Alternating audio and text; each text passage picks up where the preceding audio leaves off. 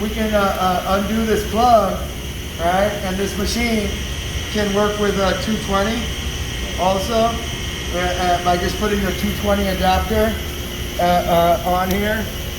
And this is called the Miller 375. And where we can see from the side. And it's called the Spectrum 375 Extreme. Does anybody know what the 375 means?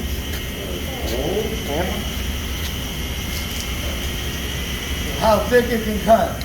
This is a cutting machine. What are we interested in? How thick we can cut, right? So they put that right into the name. So how thick is 375? 3/8 of an inch. 3/8 of an inch. Right? 1/8 is 0.125. Half of an inch is 0.5.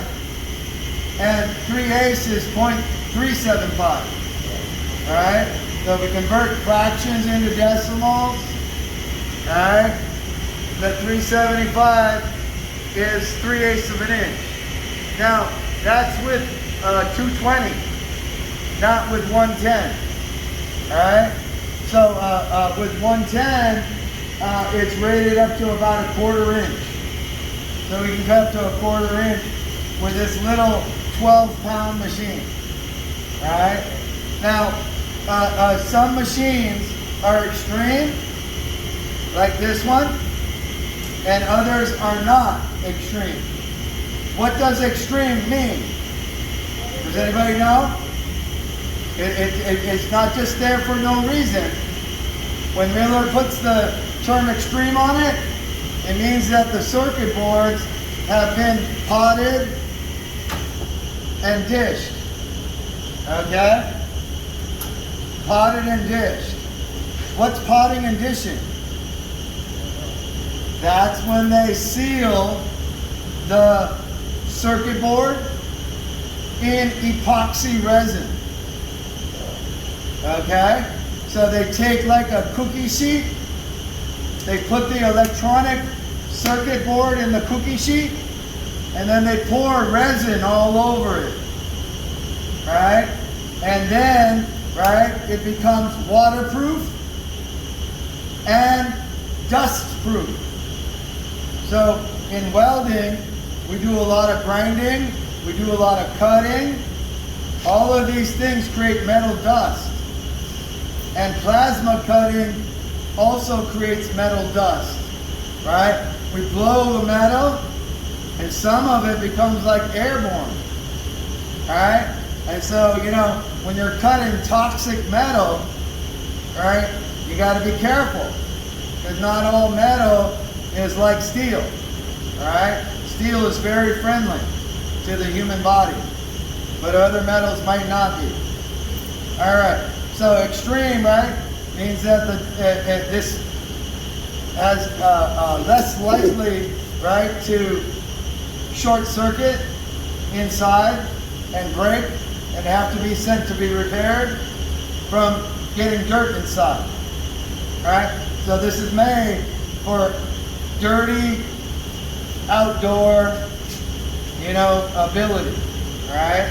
Now I got a ground table down here somewhere here.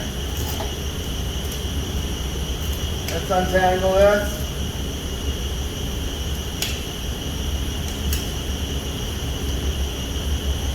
So I got a ground cable. Wow. What gauge is that? Maybe 8 gauge or something like that. Yeah. Probably says somewhere on it, but it got scratched off. Does that look like a welding cable to you? No. What does this cable tell you? No. It tells you about amps, really. Right? So so there's not a lot of amps going through this cable. Now, when we don't have a lot of amps, what does that usually mean? It means that it's higher voltage. Okay? So when we weld, we use low voltage, high amperage, so we need a big fat cable. Plasma cutting, right, is higher voltage, so it doesn't require as much amperage, right, because of the higher voltage. But what does that mean to you personally? There's more chance of getting shocked, right? You never seen a sign say danger high voltage, right? You never find a sign that says danger low voltage, right? So this is more likely to shock you than the welding machine. And because of that, we do a bunch of special things. One of them is we never clamp the table. We always clamp on to the piece of metal that we're cutting on. When we're working with high voltage and we clamp the table, while we're cutting, if the plate moves around, it might lose its electrical connection while it's cutting. Then it's going to try to find another pathway to get back to the machine. And when we're cutting, we're always on top of the metal. I never cut like this, right? I get on top of it, right, with my whole body. Put my weight right on the metal so it doesn't move around while I cut. Get my eye real close so I can see the line that I'm cutting. And right, if the table is clamped and the plate moves around, electricity might come through me, right, instead of going through the clamp. So we always want to clamp the metal. Now, this is just a little bit of trivia, but typically, at what voltage does electricity become dangerous to you as a human?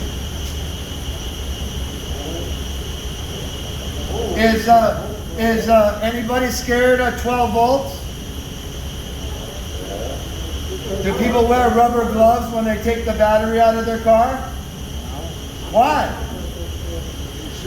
Because 12 volts is not very dangerous. You can bring me a 12 volt battery, I'll even touch the terminal without a glove on. Alright? And you don't get shocked, because 12 is not high enough. Now, I would say right around 36, 40, right around there, it starts to get dangerous to where when you touch it, it has enough voltage to go through your skin and give you a shock. But below that, typically you're okay. And when we're welding, we're below that voltage, but plasma cutting, we're above that voltage. Okay? Just to let you know. All right. So we got a ground cable, but the plasma cutter will start up without the ground. Unlike when we're welding, right, it won't start without the ground. Right? Where's that gun? So, there's everything inside this gun to create an arc. We don't need this. Okay? But, if I turn this on without the electricity going to the ground, it will use up the tip real fast. Once I connect up to the ground, then the electricity won't heat up the tip so much. The gun will run cool and it will have a long life. Okay? Now, there's some things I want to point out that you're not going to see on YouTube. Right? You're going to actually see the opposite. The first thing is, you should never squeeze this button to show people how cool it is with the arc shooting out the gun. Alright? You'll see that if you look up plasma cutting on YouTube. Right? They put it in front of the camera, squeeze the trigger. Right? That's really bad for the gun. As a matter of fact, you don't even want to lift the safety mechanism up until the tip is on the metal that you're going to cut. Well, once you get the tip down, then you lift up the safety and you squeeze it. And as soon as you squeeze it, the electricity comes out and makes a ground connection. All right? So this safety, right? We don't have this on welding machines. All right? This is to prevent you from accidentally squeezing the trigger. Now, you might not know how hot the plasma cutting torch is, but I know how hot it is. Anybody want to give a guess? 3,000. Very hot. 20,000 degrees. Oh, okay. They say it's as hot as the surface of the sun. This is hotter than stick welding. This is hotter than flux core welding. This is hotter than any welding that we do. Now, what do you think would happen if you had your hand over the gun like this and you squeeze the trigger? Alright, it wouldn't be very pretty. Alright? You might cut a finger off. Alright? The good part about it is that it would cauterize the wound at the same time it cut your finger off. So we wouldn't have blood all over the place. Right? And the bad part about it, though, is that when you pick up your finger and you take it to Highland Hospital to have them sew it back on, they're going to tell you, sorry, after you cauterize it, you can't sew it back on. Right? Cauterizing it, right, ruins the ability to sew it back on. Alright? So if you cut your finger off, you want to do it with a knife, not with a plasma cutter. Then you can sew it back on. Okay? So, every time that we go to use this machine, we need to take it apart. And I want to remind people that it's the welder's responsibility, always, before they start to work, whether it's welding or cutting, to make sure that everything is set up right. And if they start welding or cutting with things set up wrong, it's not the person who used the machine before them's fault. It's their fault, right? And when we're done at the end of the day, right, we don't change the settings back to the way we found it. We just turn it off, and the next person that uses it, it's their responsibility to change the settings if they don't like it. All right? So, I also want to let you know that I've done a lot of training at private companies around the Bay Area. And I've had several things that have happened that have been interesting.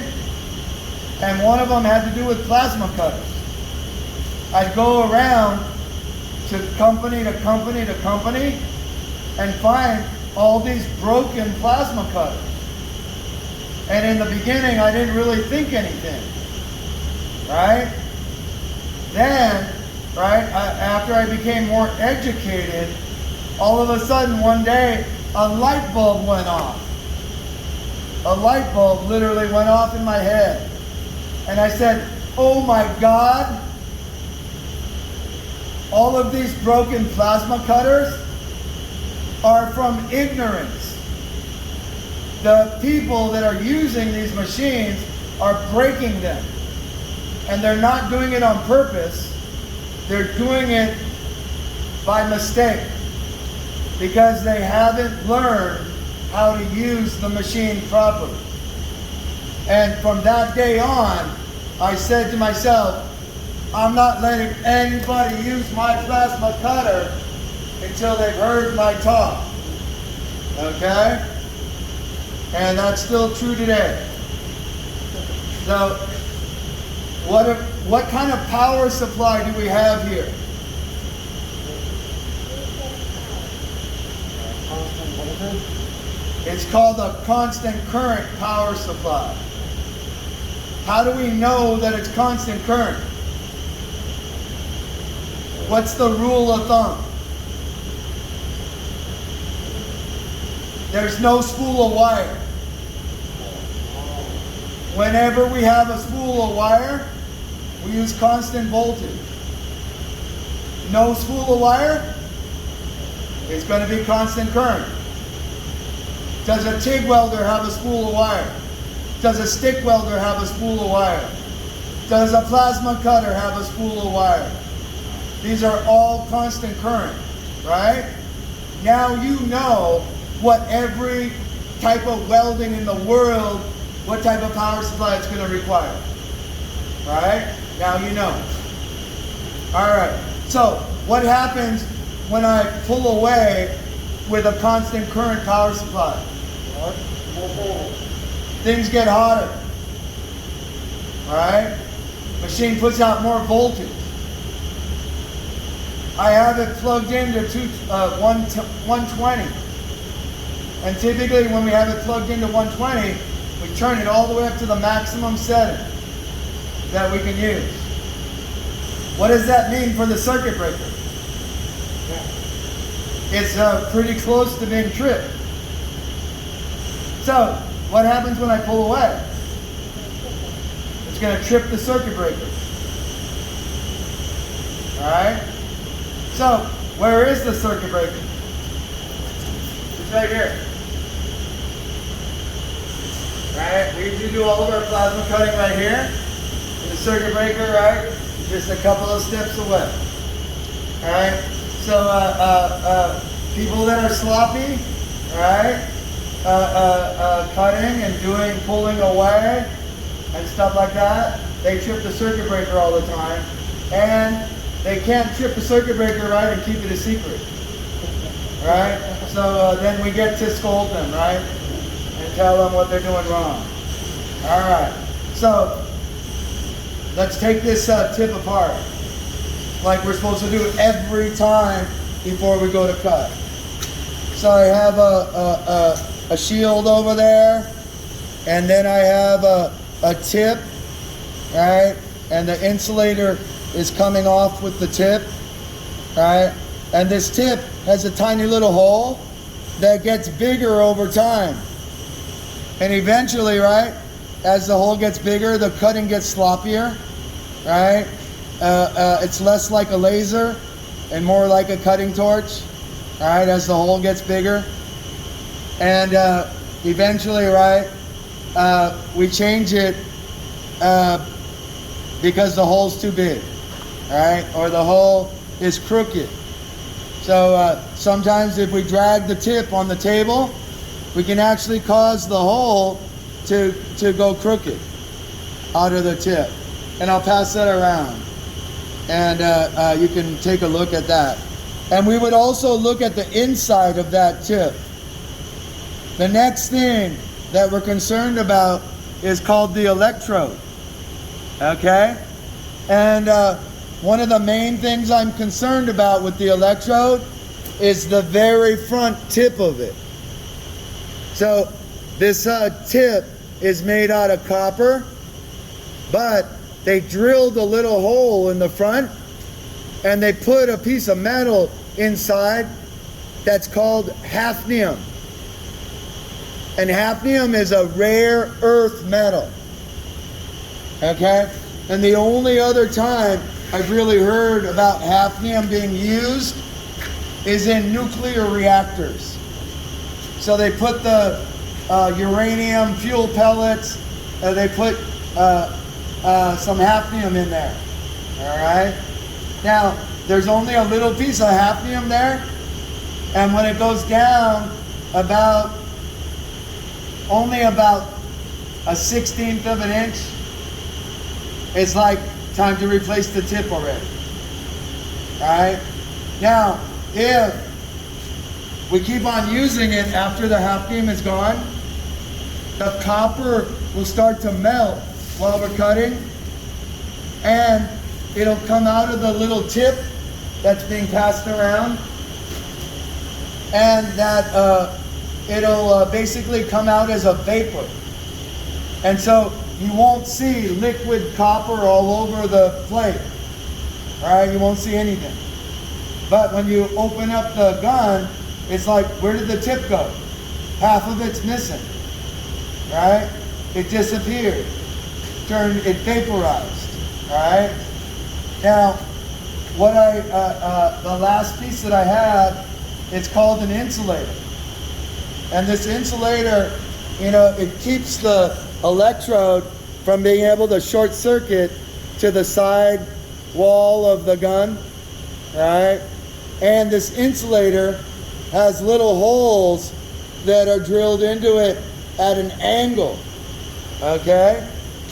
And these holes drilled at an angle, they force the air to start to spiral as we cut. And it's important to realize this, because when you go to cut, it comes out different on each side of the cut. And there's what we call a good side and a bad side. Okay? And what you want to do is you want to cut with the spiral moving into the metal. Okay? So imagine that I wanted to cut a circle out. The first question I'd have to ask myself is, do I want to keep the middle, or do I want to keep the outside metal of the circle? Okay? Now, if the gases are spinning clockwise, then, and I wanted to keep the outside metal, then I'd move clockwise. And as the gases are turning, right, they may be moving forward in the direction I'm moving. Right? Now, the inside piece is going to be hit by the spiral moving backward, and that's going to give it kind of a bevel to the cut. Right? Where the right side, the outside, is going to be straight. Okay? Now, if I wanted to keep the inside piece of metal and throw away the outside, then I'd want to go counterclockwise, right? Because the gases are spinning clockwise, right? So hopefully you can kind of picture that, right? Typically we'd have a chalkboard, right?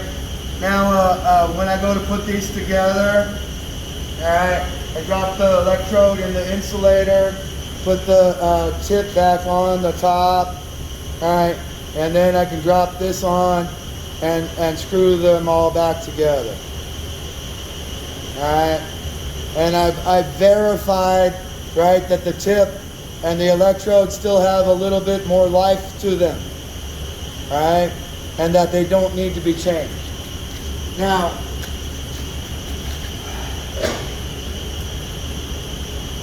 if we don't change the electrode and the hafnium goes away and the copper starts to melt back inside the tip, it's almost like pulling away when you're welding, because the electrode's burning away, right? And what will happen is it will overheat the gun. And I don't know if you can tell from where you're sitting, but this gun's not made out of metal. Can you tell? What does it look like it's made out of? Plastic, right?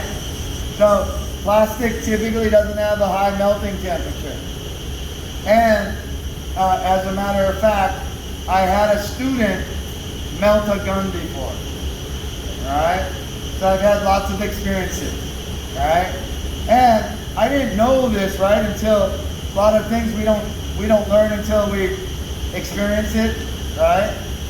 Well, I found out when this happened that the gun is about half the price of the machine. You know, I figured it would be a couple $100.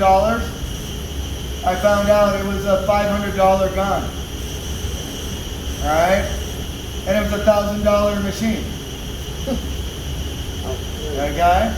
So, you know, it can be devastating, right, financially if you ruin the gun. Alright? And I still have the gun that melted. Alright? It's in the classroom. Alright? I keep it in there so I can pull it out and show it to people. Alright? And this part here is crooked. Alright? Because the plastic melted up around here and it didn't hold it straight anymore. Alright? So, you know, if we're cutting for a while, we might check the tip and the electrode more than once. Now, having said that, I want to let you know what the life expectancy of this is.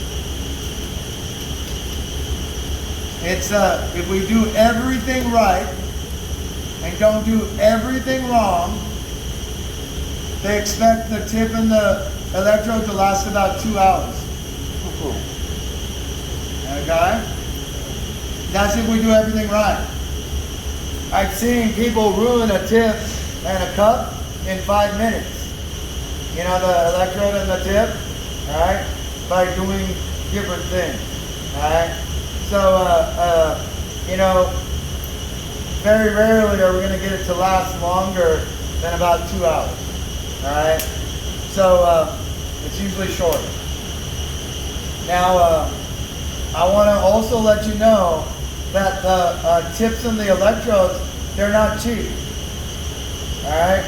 And it's typically worth it for you, if you buy a plasma cutter, to look for one that has cheap consumables. You're going to spend more on these consumables right here than you are on the whole machine during the life of the machine. Alright? And so just changing them, you know, every 2 hours of use, right? Eventually it's going to add up, right? And so if you have to pay double for your tips, right? If you're going to save a lot of money, right? Getting the cheaper tip machine. All right, yes. What's the average price for The tips? On this one here, they're not as expensive. I think every time we change the tip and the electrode, it's probably about $15. All right, for both of them. All right, and but we have other plasma cutters in the shop. Right, the biggest one we have will cut up to over 1 inch thick metal. And of course, the electrodes, right, are more expensive for that machine. And the tips are more expensive. And as we turn up the power, right, we have a shorter life. So typically what people like to do, and you probably are going to want to do this too, is turn the machine up to its maximum capability for the plug that you're plugging into, right? We can only turn it up about halfway with it on 120. And then, right, you do the rest with speed of travel. So as you turn it up higher, you can go faster. As you turn it down, you got to go slower. All right? And typically as we go slower, we're more sloppy. As we move faster, we can do more smooth cuts, right? As we have to go 1 inch at a time, it comes out a lot jerky, more jerky, all right? So the gas that we use to cut with is compressed air, all right? When I learned how to plasma cut, when I went to welding school, we did it with nitrogen. And they didn't have plasma cutters that used air back then. All of them used nitrogen. And we can use this machine right here and just about any plasma cutter with nitrogen anytime we choose, right? air or nitrogen. And typically we'd want to use nitrogen when we're cutting stainless steel, and use air for everything else, just about. When I say everything else, I'm just talking about steel and aluminum, right? That's pretty much all we deal with. You know, steel, aluminum, and stainless steel. That's pretty much it. And we don't do any titanium, right, or anything like that. Now, when we are cutting with nitrogen, everything is clean and free of dirt and oil. The bottle is pure, right? But is our air pure? No. Right? It can have things like water in the air. We can have things like oil in the air. And we could have things like dust or dirt in the air. And so typically nowadays, people that cut with air have filters that they put to filter the air going into their plasma cutter, take out any oil, any water, any dust. Now, if any of these things get up the line and into the tip of the gun, and they hit the arc at 20,000 degrees, they instantly get vaporized, right? Even the dust instantly gets vaporized. Now, when liquids and solids turn into a vapor, they typically expand many times in size, right? And if it does it instantly, we could call it an explosion. So if I get a little bit of water that comes up into here, poof, right? Explosion. That will make the hole in the front of the gun bigger. That will shorten the life of the tip quicker than just about anything else. All right? So if we have dirty air, we're going to spend a lot of money on tips. Okay? If you want to save money on tips, then you better spend money on a filter. All right? Now, the pressure that we typically like to use when we plasma cut is pretty much the same on all machines. All right? So, all you have to really remember to use any plasma cutter out there is one number. Right? We like to make things simple. Right? We want you to look professional when you go out there. Right? What's the pressure we like to use? Nobody, right? It's a good thing I'm here, right? We like to use 70. That's the magic number. Now, this is a function of the properties of air. So what they found out is that when they go over 70, right, they start getting negative side effects. And when they go lower than 70, they have other negative side effects.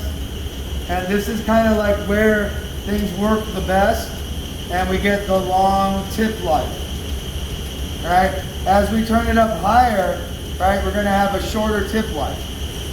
Right? All that pressure blowing through the tip is hard on the tip. All right? And as we turn it down, right, we'll have other problems, including like overheating. 20,000 degrees, right? We got to do a lot of blowing to keep that cool. All right? So we get good flow at about 70, right? And it doesn't tear the tip apart.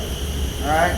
But there are, you could say, some secrets, all right, or some tips that might help us in the future. So for example, if I can't make it through the metal at 70, if I turn it up to 80, I'll be able to make it through a thicker piece of metal. But I'm going to have to sacrifice a tip in order to do that, right? So there's always kind of like a trade-off, right? So we could turn it up and go through a little bit thicker, but you know, it's going to cost some money, all right, to do that. All right. What other tip could I give you? All right. So before we go to cut, we typically need to make sure that the air compressor can keep the pressure at 70 while I'm cutting. I'm not looking for 70 before I start the cut. I'm looking for it while the air is coming out of the gun. So most plasma cutters have a button on it that you press and it makes the air flow. Then with the air coming out of the gun, you adjust the regulator to make it 70 while it's flowing. And when you let go of the button, I don't know, it might go up to 100, might go up to 90, whatever. But when you start cutting, it's going to be 70, all right? That's what we're looking for. Now, we want 70 PSI, right, while we're cutting. We got a button to typically check it. This machine specifically, and I would say Miller is known for innovation, coming up with new shit, right, and patenting it, and then nobody else can use it for about 7 years. And then after 7 years, the other welding companies will start using it. All right? So this was the first plasma cutter to come out like this. Okay? And they designed this plasma cutter to go over a shoulder. All right? And for a welder to be able to climb up a ladder, right? We put it over his back, right? And do cutting. And so they did a bunch of things to lighten it. And one of the things they did is take out the regulator. And they put in an automatically adjusting regulator. So, as long as I put more than 90 PSI into the machine, or less than 150 PSI, the machine will make it come out at 70. And if my air supply is over 150, then I'm going to have to get a regulator to drop it down before I put it into this machine. Right? And if it's lower than 90, forget it. Alright? You got to have more than 90 going in order to get 70 here. Alright, minimum. Now, what else can we say? Are there any questions, right, that you want to ask? I'm trying to think of the difference between this one and other plasma cutters out there. All right, we don't have the button for the air on this one. All right. Now, all right, you can see, hopefully, that there is a dial with white area, and then there's a dial with the kind of mustard colored area. The mustard colored area we only want to go into when we're plugged into 220. Right? When we're plugged into 110, we only want to stay in the white area when we're cutting. Right? So I think that's the main stuff that I wanted to go over with you, right?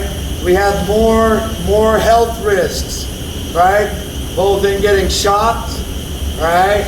And breathing a lot of dust, all right? That's created, that's metal when we cut here, right? It vaporizes everything, right? It doesn't just melt it, right? It melts it and then blows the air at it. Blasting it into little particles that float in the air. Alright? And then we breathe it in. Alright? So, alright?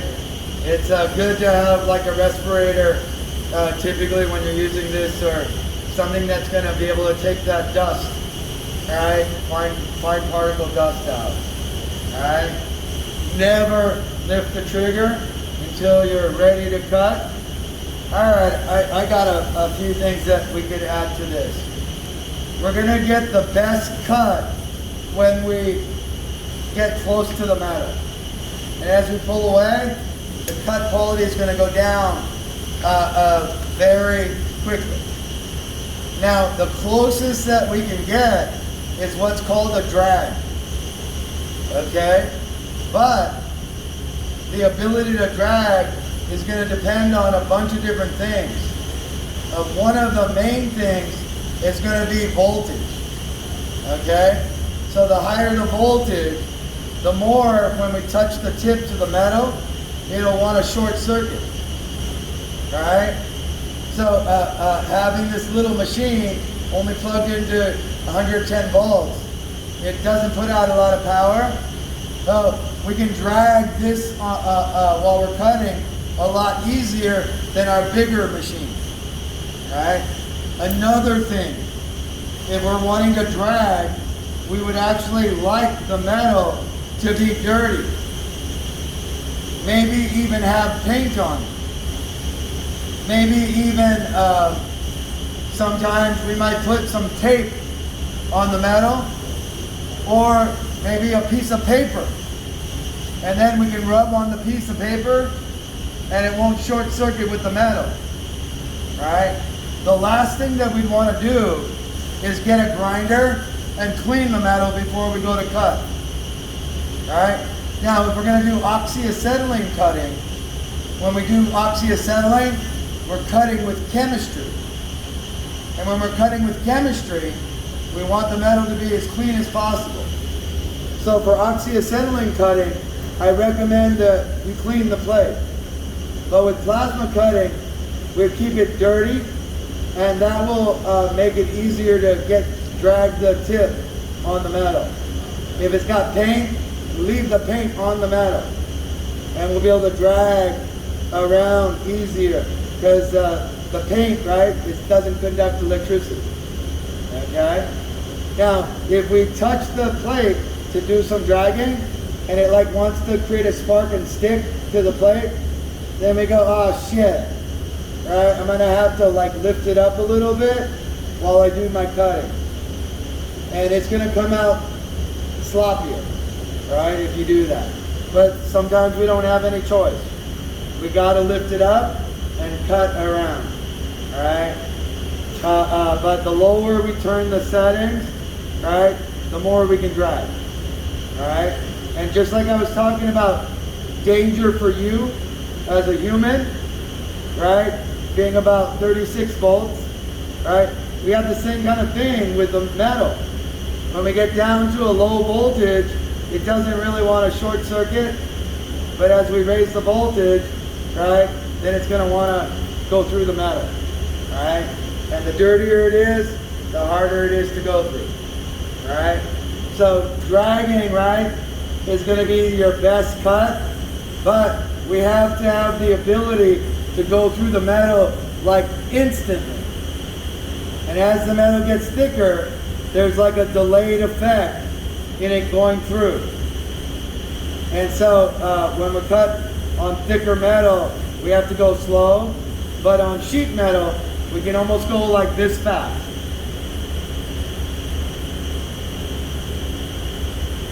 All right, while we're cutting, it goes through instantly. Now, when people go to practice cutting with a plasma torch, I tell them what you want to do is you want to cut something that's going to fall out on the floor. Right? So a lot of times when people go to cut, they move so fast they don't make it all the way through the metal. And then after they get all the way around, right, the piece won't come out. It's stuck. They're going to have to go over it a second time, which is going to make it come out, excuse my word, but all fucked up. All right. So it's important that we do a good job the first time. All right, and we got to train our eye to be able to tell when it's making it all the way through. And what you typically want to do is look from the side and kind of see all the sparks going down on the floor. When it doesn't make it all the way through, no sparks on the floor, right? But as you're cutting and you see all the shit on the hitting the floor, you know you're making it all the way through, right? So when you're done cutting, right, it should fall out. And so a lot of times when people go to plasma cut, I say, cut out your initials. Cut out something that you want to keep, right? Because typically when people cut something that they want to keep, they will pay more attention to doing a high quality job, right? And I don't want you just to go and do what I call diarrhea cutting, right? So we got diarrhea welding and we got diarrhea cutting, right? We want to do a good job, right? And so if you cut, I don't know, let's say a smiley face that you go to give to somebody, right? You're going to want that smiley face to come out good, all right? And so it's worth it to me to spend the money on the metal if it's going to make you do a good job, all right? So I think that's about it, all right, with the plasma cutter. And I think on Monday, I'll talk to you guys about using the oxyacetylene torch, right? And we would all like to be able to use the plasma torch and not break it. That can be kind of embarrassing, right? When you get a new job and then they go to have you do something and then you break the equipment. And with a plasma cutter, that's easy to do.